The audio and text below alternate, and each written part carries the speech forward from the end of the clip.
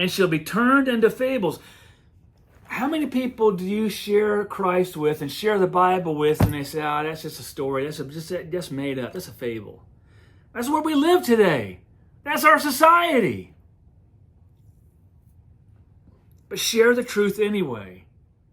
Because when the rapture happens and they're left behind and you've let them know what it's going to look like afterward, they may be one of the tribulation saints.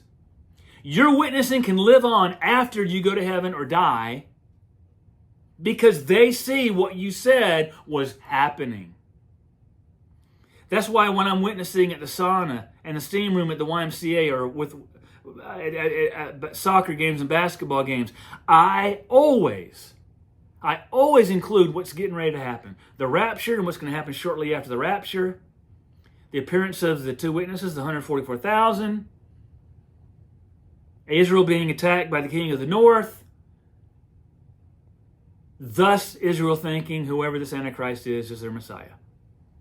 And when that happens, I think they'll listen and they may have a possibility to become one of the tribulation saints. But you got to know how to talk about this stuff without notes.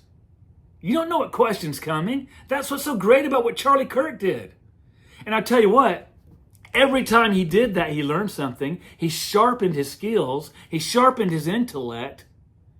I mean, that's how I learned. You go out there and you witness door to door and you have people, make you look like an idiot, and you go home and you study it and you say, that'll never happen again. They're not going to make me look like an idiot again. I'm going to know that subject.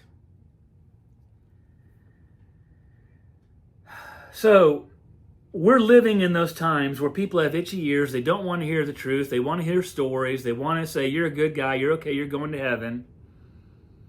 They don't want to hear the Word of God taught doctrinally.